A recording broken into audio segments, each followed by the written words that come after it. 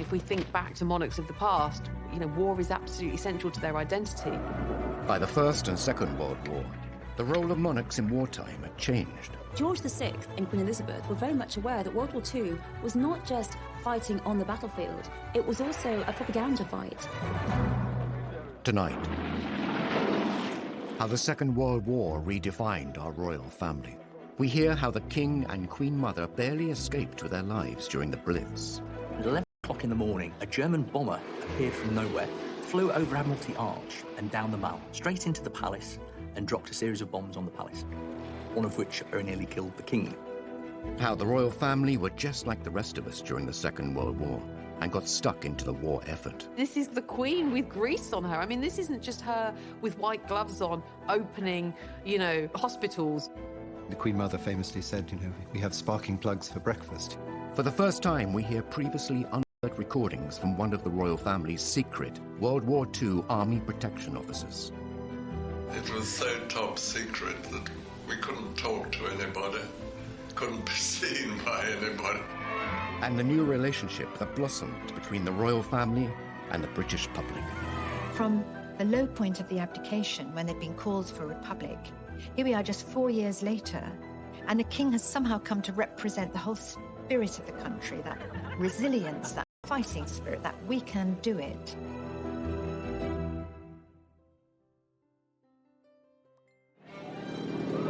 In the 1930s, the world was heading towards an inevitable war, and Britain had a new king. George VI and his young family were rebuilding public confidence in the monarchy after the shock abdication of his elder brother. Now the king faced an even greater challenge. This was an incredibly difficult testing time. Nazi aggression was really becoming something that just couldn't be ignored. The king didn't know whether he was going to have to be a leader in a time of crisis, a war leader. You know, we were pursuing a policy of appeasement. But with each crisis, we seemed to be coming ever closer to the brink of war. Just at the moment when the British monarchy looked like it was back on its feet, the nation, Europe, was plunged into spectacular crisis. On the 3rd of September 1939, the king addressed the nation to announce the country was at war. For the second time in the lives of most of us, we are at war. As he spoke, the words were hesitant, and there were long gaps, and the delivery was flat. Goebbels, Hitler's propaganda minister, wrote in his diary, another speech, it looks as though it's symbolic of the whole country, a sign of weakness. This would prove to be a miscalculation by Germany. King George VI was far from weak. As a young prince, he had fought for king and country. He was no stranger to the theatre of war. The King, of course, himself was a military man. He'd served in the First World War. He was a 20-year-old on HMS Collingwood during the Battle of Jutland in 1916. So he actually had wartime experience. In fact, he's the only 20th century monarch to have fought in a conflict zone. And then he finds himself in 1939 in charge of a country that, in many respects, isn't ready for war. And he leads from the front. Now king, George had no active military role, but he was determined to support troops fighting in his name. Once the war actually really moves into its ascendancy with the German attack from May 1940 onwards, he dedicates himself relentlessly to maintaining national morale. The king and his family were soon to prove to the British public that they would stand by them. They would face the hardships of war together. Suddenly Britain was galvanized to be on a war footing. And what was very, very impressive at the time is that the king and the queen stayed. Many aristocrats in Britain fled when they heard that war was imminent, and they said to the king and queen, you should go too, you should go to Canada, where you'll be completely safe.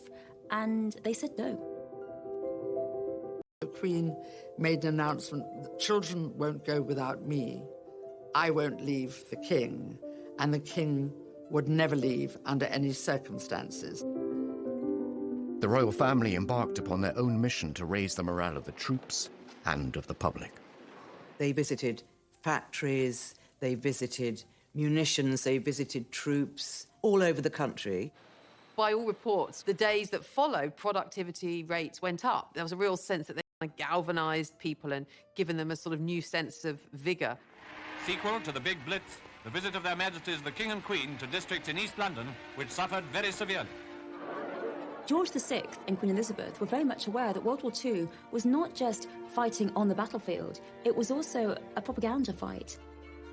When they went around these bomb sites, people were just amazed. There was the Queen in all her jewellery and her furs, and on one occasion, there was a little dog who was half buried under rubble, and the dog was absolutely terrified, and no one could get it out. And the Queen knelt down, and she coaxed that little dog out of the hole. I mean, then there was cheers from all the crowd, and it's just little things like... Was not the only focus for the Luftwaffe. Coventry in the West Midlands had suffered a number of small attacks. On the evening of the 14th of November 1940, 500 German bombers flew over the city, dropping their bombs. The city, having been mercilessly bombed throughout a whole night without regard to military targets, now presents a grim appearance of devastation.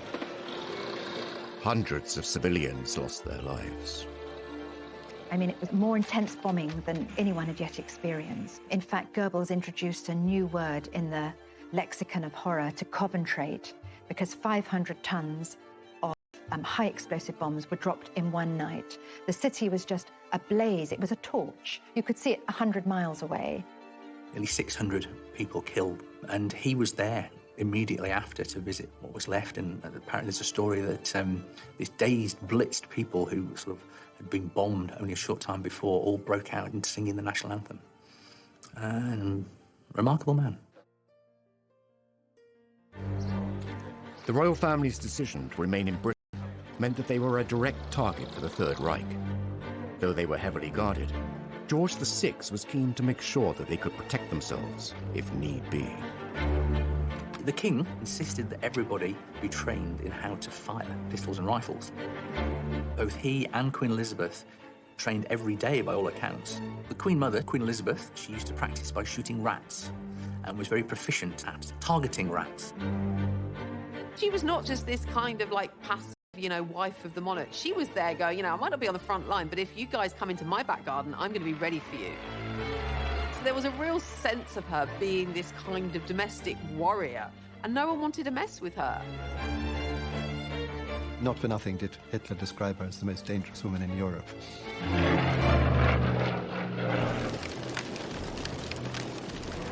As the conflict continued, it became clear that this was not just a war on the front lines.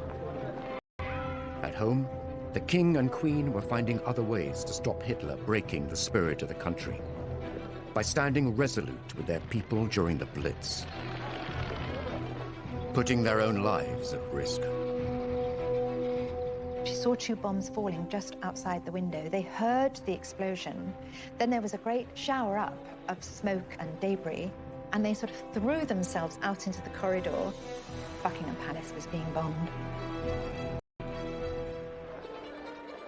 During the Second World War, the royal family were determined to show that they were not just privileged aristocrats. They were at one with the public. They would not run and hide, and they too would feel the struggle. For this monarchy to be seen as a family, without the kind of trappings of power and pageantry. And that was very much what George VI, Queen Elizabeth, and those around them in the palace pushed as the image. It was a normal domestic family facing the war, the austerity of the war, the fears of the war, the crisis of the war, the danger of the war, just like everybody else. From the low point of the abdication, when they'd been called for a republic, here we are just 4 years later, and the king has somehow come to represent the whole spirit of the country, that resilience, that fighting spirit, that we can do it. He's somehow come to epitomize that. It wasn't simply propaganda. The royal family were living the war like millions of other families in the UK. But unlike everyone else, they were individual targets for the Nazis. Decisions and plans had to be made. Losing the British royal family was unthinkable. In May of 1940, there's a sudden realization that Britain's security is actually now under threat. And this is when, for the first time, you have this idea of evacuating the monarchy away from London to the area which potentially would be the safest if there was a German attack. It's actually Worcestershire. It's about the furthest away from the coast. And also it was deemed to be the best in terms of communication. And with that, a force would be specifically created in secret, and their role was to, in the event of an invasion, protect the royal family, to move them out of London to one of these other safe places. Formed in the summer of 1940, this group had access to anything that they needed. The King and Queen were supposed to have a little suitcase packed and ready at all times to go. And if they were in Buckingham Palace and the worst happened and the invasion began, they would be bundled into the first ever bulletproof car in the UK, along with a number of armoured cars.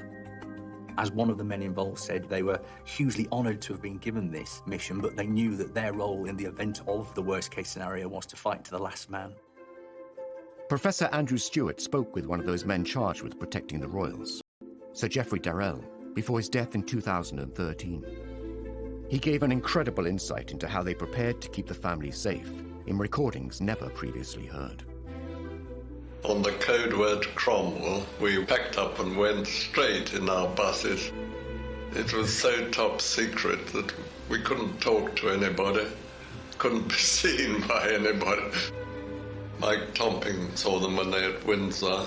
He took the princesses for a ride in the armoured cars that they were going to be in if they had to go to one of the houses. As the Nazi forces increased, the royal family too moved the young princesses to a safer location, Windsor Castle. The future monarch and her sister were repeatedly drilled in what to do if the castle came under attack. For the initial period, they sheltered in the dungeons because they were the most secure part of the castle. The Queen's protection officer during the war, Sir Geoffrey Darrell, highlights the real danger the young women were facing. If we'd been invaded, the only thing that could have happened, I think, would have been an airborne landing. The Germans would have had to have done it in the dark, grabbed them and taken them away before daylight, and I don't think they could have done it. Princesses might have been sent to Canada, I think. It's known the drill of getting them from their bedrooms down to the air raid shelters was practiced. They were given a special bag into which their favourite toys were put. They practiced the idea of how to get ready quickly, so much so that they were able to do it in no time at all. Windsor Castle was a fortress. It was cold and dark. But the Queen and her younger sister still had a bit of fun. The king actually had a very good idea. He was going around Windsor Castle with his eldest daughter, Princess Elizabeth, and there was lots and lots of clothes and costumes. And he said, why don't we put on a pantomime? And it gave them something to focus on together. Actually, during the 5 years of the war, I think they put on 4 pantomimes, and they were fee-paying. So all the local people used to come as well. And Princess Elizabeth said, oh, we can't charge 7 shillings and 6pence for people to come and see us in a pantomime. And Margaret said, they'd pay anything to see us. As the war raged on, German forces disrupted the food supply chain into Britain. The whole country was put on rations in 1940. The royal family were no exception. They did make sure that they had rations. They did have a line around the bath so that above which you should not go, because heating water was obviously a very, very expensive business. The Minister of Supply wants more scrap iron to turn into guns and tanks. Mr. Hicks of the Ministry of Works himself took a hand on some of the Buckingham Palace railings, the removal of which had been ordered by the King. That was part of the whole royal principle throughout World War II, that they should behave in the same way as everyone else. The girls should be evacuated, and that the royals should have rations just like everyone else. They should be subject to ration foods exactly the same way as everyone else. The British royal family remained in their own country, but the war had displaced other European monarchs. The King and Queen Mother hosted the royal refugees. And the king used to say, don't worry, I've got lots of socks, I've got lots of clothes, I'll kick you out. Actually, a lot of them just sort of looked like ordinary people, and, you know, a cleaning lady, they weren't in their robes or pearls or jewels because they didn't have them. And the Queen of Sweden was here. Wearing such humble attire, the Swedish Queen realized that if anything happened to her, no one would know who she really was. She had a bit of card made, and she put it in her purse whenever she was on public transport, and it said, "I am the Queen of Sweden."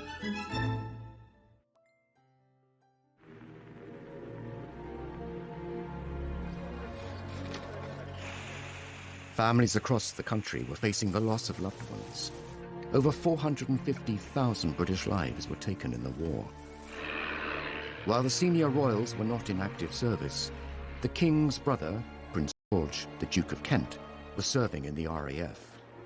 He was tragically killed in a plane crash while on duty.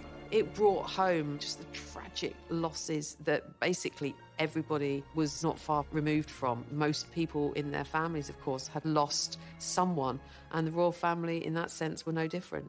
Well, this is what Queen Mary said, you know, everybody is losing family. We can't break down. We have to be strong and set an example. Now we've lost some family too.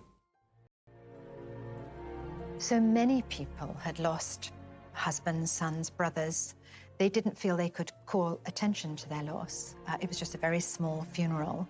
And there's a very evocative description by Noel Coward, because when everyone was trying so hard to control their grief, when the coffin was brought in with his RAF cap on it, Noel Coward says he could feel his face. He just had tears rolling down his cheeks, and he was relieved to see that the King and Mountbatten were exactly the same. Aerial bombing raids were happening across the country. London was bombed more heavily and more often than other cities. Now, civilians were in Hitler's sights. They thought if there was continuous bombing of London, they would drive the civilian population mad and Britain would surrender. And on the 7th of September 1940, the largest aerial formation ever seen darkened the skies coming across the English Channel towards London. And suddenly, the East End was ablaze. Buckingham Palace was a key target for the German Luftwaffe. The palace was hit repeatedly during the Blitz. Buckingham Palace was actually bombed 16 times during the war, and of those 16 times, 9 of the actual bombing raids caused damage, one of which on Friday the 13th of September 1940 very nearly killed the King. At 11 o'clock in the morning, a German bomber appeared from nowhere, dropped below the clouds, flew over Admiralty Arch and down the Mall, dropped a series of bombs on the palace. The King was with the Queen and his private secretary in his private sitting room, just getting ready for the day's work. And they saw 2 bombs falling just outside the window. They heard the explosion. Then there was a great sort of shower up of smoke and debris. And they just had time to register, you know, that things were very wrong. And they sort of threw themselves out into the corridor and only afterwards realized just what exactly was happening, that Buckingham Palace was being bombed. The precise nature of the attack led the King himself to wonder if his own family in Germany were behind the bombing.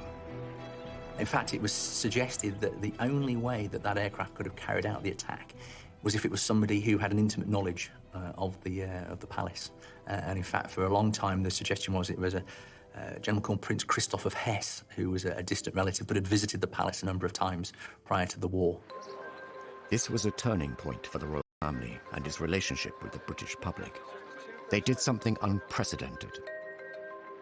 The media were actually invited into Buckingham Palace and were shown around the damage and were told the story of what had happened. This was revelatory. This had not happened before. Latest outrage of the Nazis' indiscriminate fury is the bombing of Buckingham Palace. Remember, most people hadn't seen the inside of Buckingham Palace. They showed the brickwork that's fallen apart, all the masonry that had been left, and the danger there was to the King and Queen. So I think people felt, OK, they're going through a slightly better version of the war than we are. They weren't going to the tube every night to hide, but they were suffering from the same problems. They stood for something. It meant something to people that they were still there in the midst of all this. The King and Queen had changed the way the royal family interacted with the public. No longer were they closed off. Now they were out and about, being seen, commiserating, consoling, and encouraging the war effort. Buckingham Palace did take 9 direct hits. A policeman was killed. And the Queen, she said, "Now I can look the East End in the face." And she felt very strongly that because her home had been bombed, it put her on the same level as all these people who'd suffered so much. And we do see a change and a lot more support for the royals after this moment. The Queen was also keen to let the rest of the world see what was happening in Britain. Before the United States had joined the Second World War, she sent an invitation to the First Lady. The King and Queen were at Paddington Station to greet her in the name of the people of Britain as she arrived in London. One of the most important things the Queen Mother did during the war was to invite Mrs. Roosevelt over to England. So much of the damage caused by the big fire raid on the city. You get a real sense that, austerity was happening even in Buckingham Palace, reading her account. Queen Elizabeth had moved out of her rooms to give her guest her rooms, and they were palatial, but bracingly cold. You could see your breath. There was one little electric fire with just a thin orange glow. The glass had all been blown out and was replaced by a cheap substitute. And then when Eleanor Roosevelt went down to the dining room, it all looked very promising, beautiful ambiance and lots of gold and silver, but the food when it came was meager and unrecognizable as food for someone not used to wartime substitutes. In fact, she wasn't quite sure what she was eating. everything's boarded up and there's nothing very grand about Buckingham Palace. It's all, completely bleak. And so who better to go back and tell the president about what's going on in Britain than his wife? The Queen Mother's clever diplomacy brought the reality and horrors of the war to the United States. It cemented the special relationship between the two countries. And now it was time for the next generation to step forward and take the lead. Every Allied newspaper had a picture of the future Queen and her spanner and her ambulance. I mean, this was really quite feared because look at this. She's ready. She's out there. She'll go to the front and she'll risk her life if she has to for the war effort.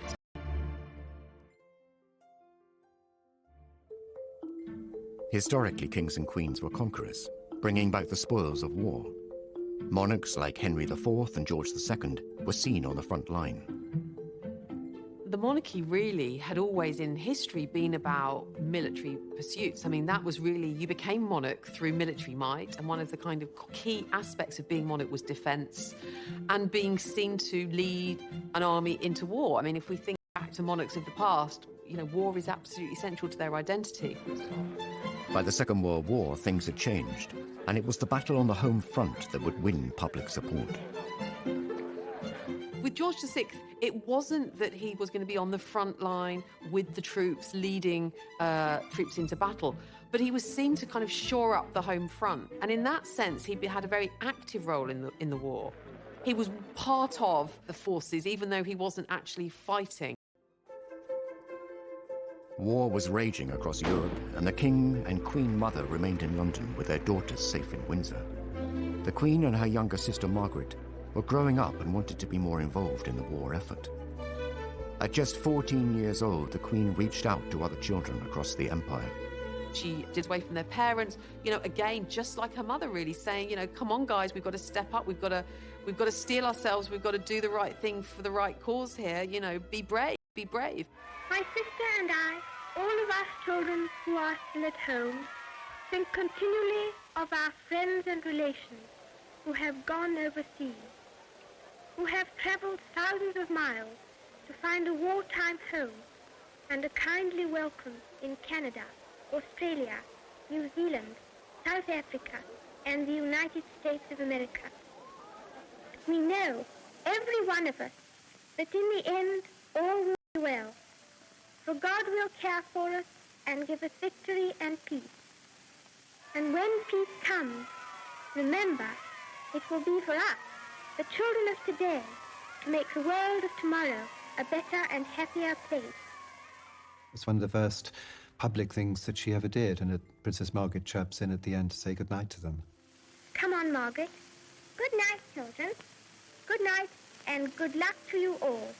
Children, of course, lost family, and they did a charming broadcast, and it was also sent to America because at that time we were still trying to entice America into being on our side. The Queen soon took on other public duties. On the 21st of April 1942, she turned 16 and was appointed Colonel-in-Chief of the Grenadier Guards by her father. That same day, she made her first official public appearance as she inspected her troops.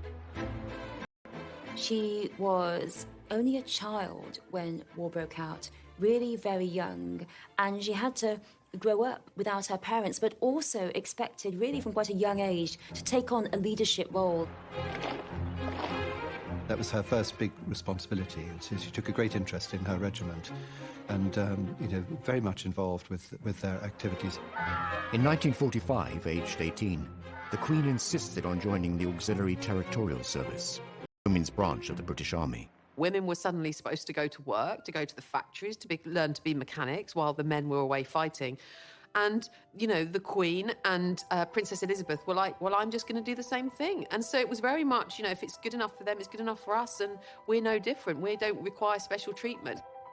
She was absolutely determined that she would go out there and join in with other girls. Even if she couldn't do it, even if it was difficult, even if she made a fool of herself, she didn't care. She wanted to go out there and do her duty.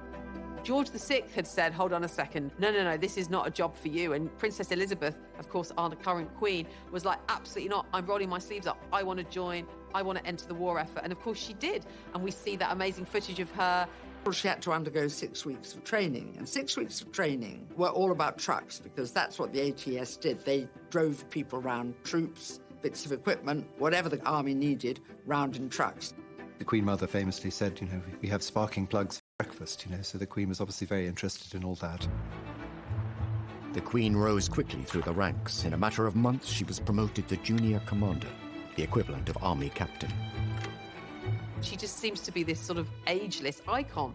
But when you look at her role in the war, she was this attractive woman, but a kind of active woman who was dressed in khakis, who was dressed in overalls.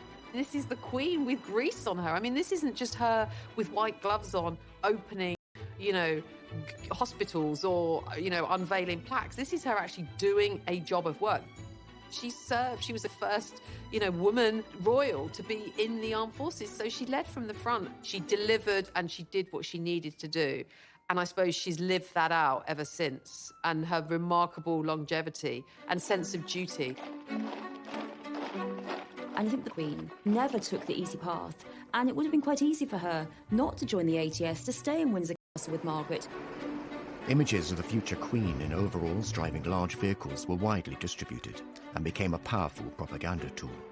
The picture of the young Queen in her ATS uniform training for this difficult, dangerous work, that really cannot be underestimated, what effect it had on the morale of the people and also on the morale of the enemy.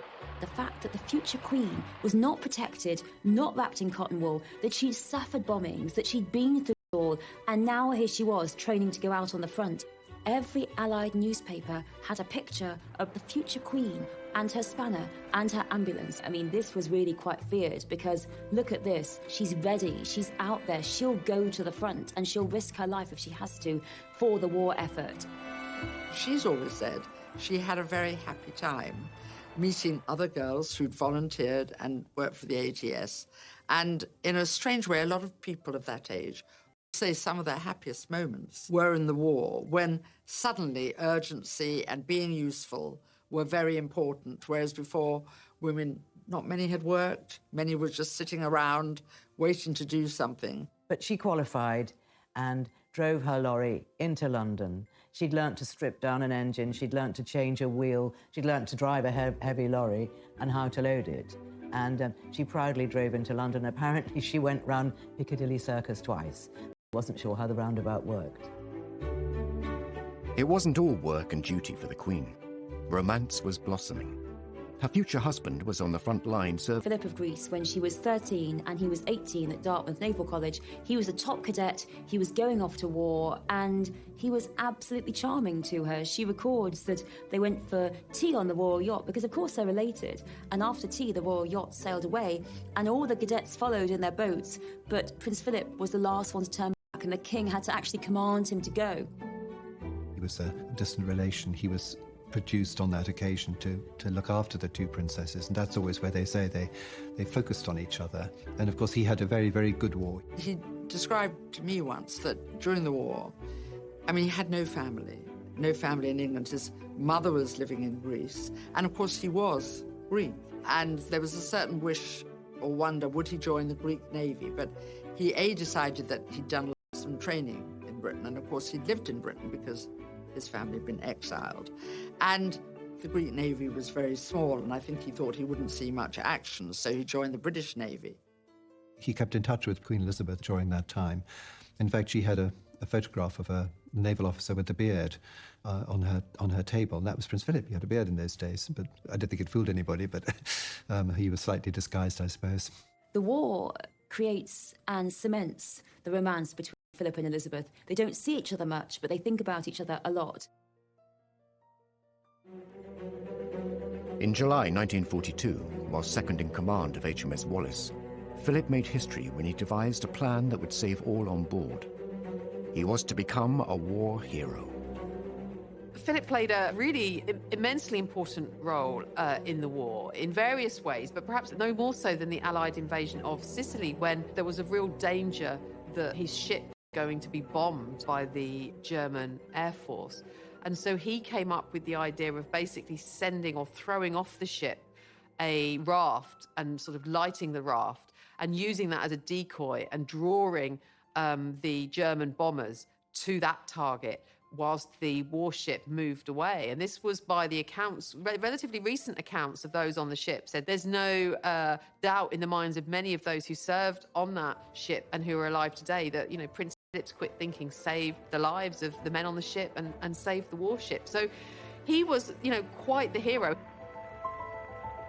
The Second World War created many heroes, and the king would find a way to honor them all. None were more deserving than the people of Malta, where, despite personal risk, the king visited to express a nation's gratitude.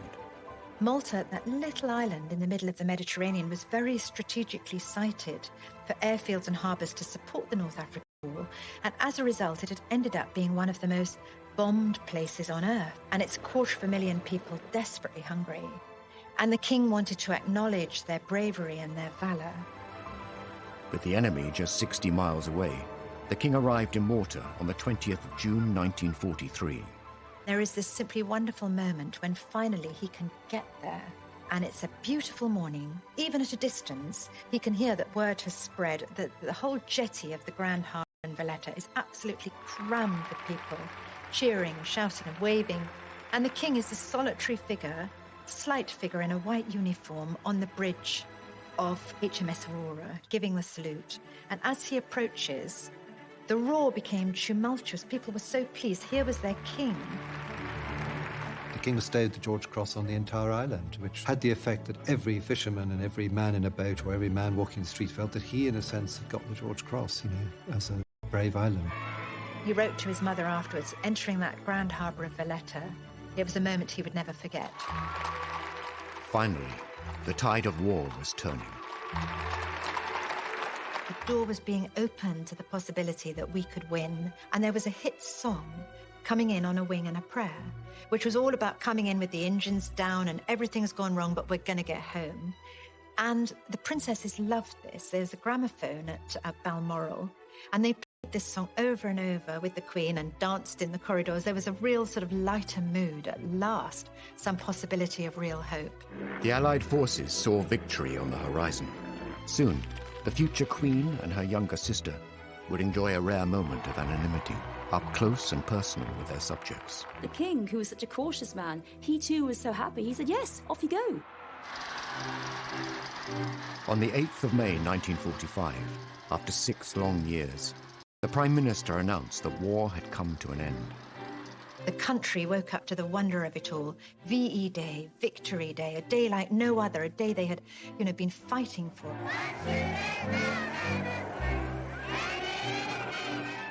VE Day was the day where another radio broadcast address from the king, and of course this time the king not saying it's going to be a long and difficult time ahead, stay strong, announcing instead, of course, victory, that the war was over. Germany, the enemy who drove all Europe into war, has been finally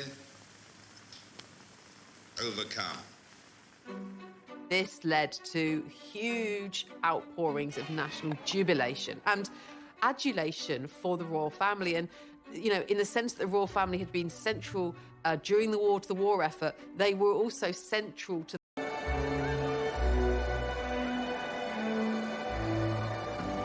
Then the crowd makes its way to the Mall. There's 10,000 people milling on the Mall, demanding to see the royal family.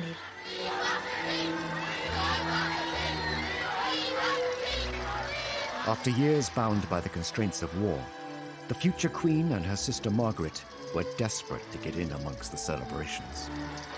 This day marked an amazing moment. There were crowds. Everyone rushed into the streets. It was this great moment. And the two princesses said to the king and queen, "Can we go outside with all those people?"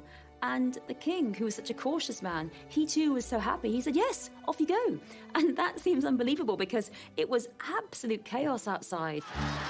The young queen went out in her ATS uniform, and initially she'd pulled her cap down, but then she was told she couldn't go out with the uniform incorrect. She had to put it back up, and she was a bit concerned that people would recognize her. But everyone was so excited and so happy that they just didn't care. And the Queen actually spoke about this many years later. She talked about how marvellous it was. Everyone swept along in this tide of happiness and relief.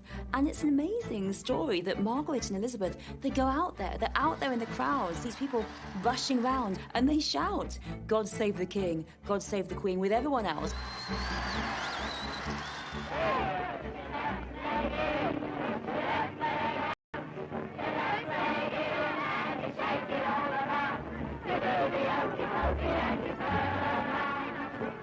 There was this wonderful moment as dusk fell and Buckingham Palace suddenly was floodlit. Lionel Logue, the King's speech therapist, was outside Buckingham Palace and he could see it all. He said the Queen's tiara caught the lights. It just seemed almost magical, like a fairyland. You know, suddenly there was light and cheering. And it went on for so long. They came out onto the balcony 8 times. It just seemed like, in that moment, the quintessential moment of victory. It wasn't just a military victory. It was a personal victory for the king. George VI, for all that he had a stammer, for all that he didn't want the role, for all that he dreaded the role, he had become the war leader, the king the country wanted. So it was an incredible turnaround for the monarchy. The great irony is that George VI was never supposed to be king. And on paper, he did not have the credentials of a king, but he was in fact made for the moment. He was actually exactly what Britain needed at that time. Almost as soon as the war is over, people turn their attention to the princess, to the heir, and her wedding, of course, 2 years after the end of the war, is all about light and rebirth. Elizabeth is crowned queen just 7 years later. Each year, she stands alongside the servicemen and women in solidarity and remembrance, as her parents once did. I think it's very moving that we hardly ever see emotion from the Queen, but one occasion is when she was mourning veterans. She served alongside so many other young people, but so many of them are no longer with us. And I think the Queen, throughout her reign, has been particularly concerned with veterans, how they've suffered, with commemorating veterans and commemorating the war, and really that reflects her own experiences of World War II.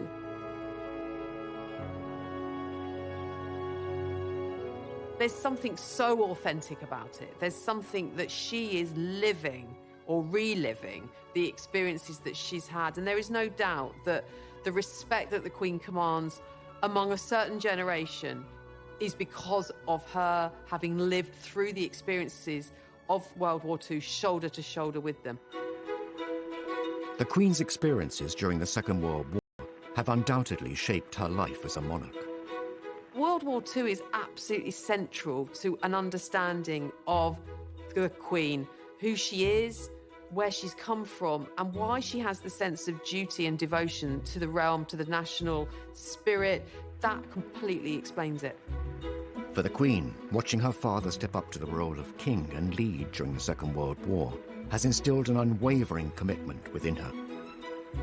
For her, war founded her character. It gave her the belief in sacrifice, in frugality, and in duty that she would carry through for the rest of her life and try and instill in her children, to make them too understand what a sacrifice her generation went through.